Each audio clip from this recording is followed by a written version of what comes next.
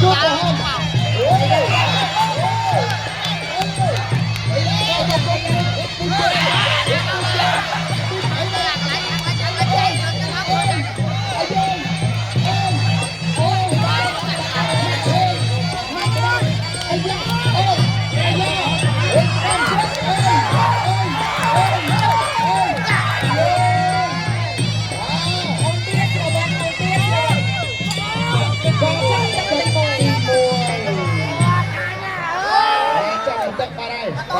សូមសម្ដែងតនាយឲ្យខ្លាំងៗទាំងអស់គ្នាមួយហើយក៏ទាំងពីរធ្វើការប្រកួតគ្នាតាមរបៀបអនទាស្រវឹងបាទឥឡូវនេះសូមកីឡាករទាំងពីរមកកណ្ដាលដើម្បីប្រកាសលទ្ធផល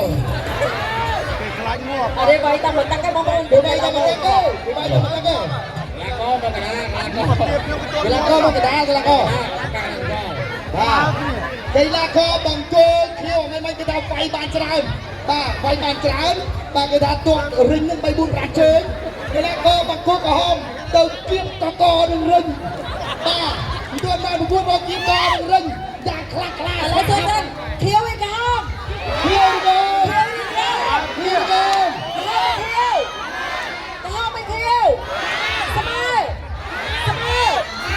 ខៀវជូនទៅដល់លោកគ្រូអ្នកគ្រូគណៈកម្មការបច្ចេកទេសដើម្បីធ្វើការដាក់ពិន្ទុគូនេះអត់បានបីស្មើទេ